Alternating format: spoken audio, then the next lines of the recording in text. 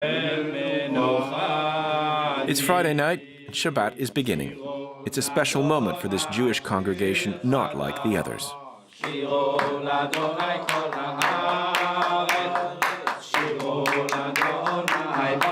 These people turned their backs on their ultra-Orthodox communities back home recently to start a new life here in Dresden, in Germany.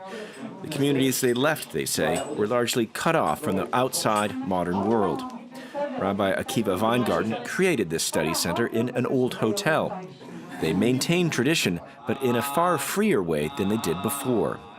This is the day of family usually, but here when I don't have family, so it's really important to me.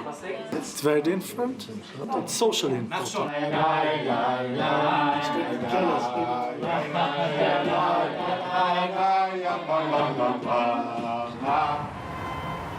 The center was founded a year ago in this city in the east of Germany and is unique in Europe.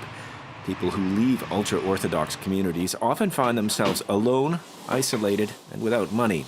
Here, they share a house, cook together, and every day take German lessons so one day they can integrate into German society. A challenge during a pandemic. Die Freundin. AB, Arbeitsbuch, Seite 18. Ihre Tochter, ihrem Sohn, ihren einige Kinder. Enkelkinder. I think the grammatic is not easy. For me, it's difficult.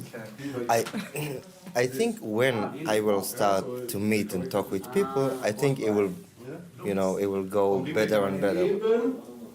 Meanwhile, they spend almost all their time in the place they now call home. Moshe was born into a family of 10 children in Jerusalem. He has studied nothing but the Torah his whole life. Here, he's learning to live and think by and for himself. Each of us now have his own room. Yes, so this is my room. I have the corner I work in. And Moshe left his ultra-Orthodox community by telling people he wanted to continue religious studies in Dresden. His family struggled with his decision to start a new life.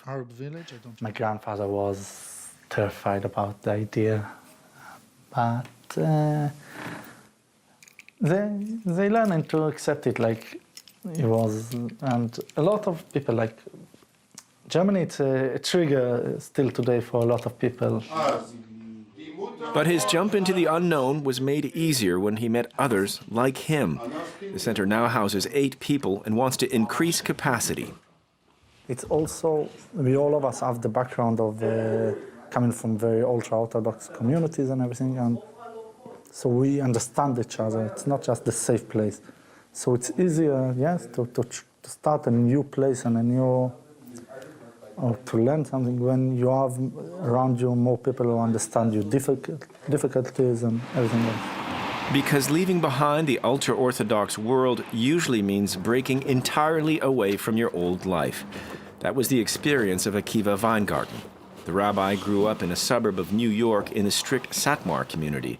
In 2014, he left his wife and 3 children to start a new life in Germany with only a few dollars in his pocket. These are some family pictures. My 2 brothers, my sister, my children, and the whole family. In Germany, he completed religious studies before being made the rabbi of a liberal Jewish community in Dresden. For Weingarten, helping other people who leave the Orthodox community is a job that's both practical and theological.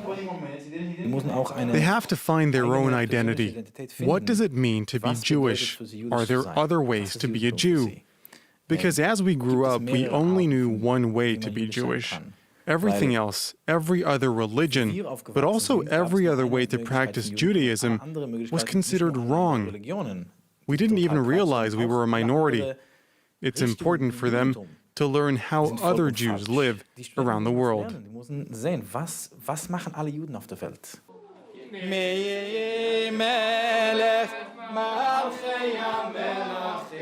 For Shabbat, Weingarten still puts on his shtreimel, the fur hat worn by ultra-Orthodox Jews.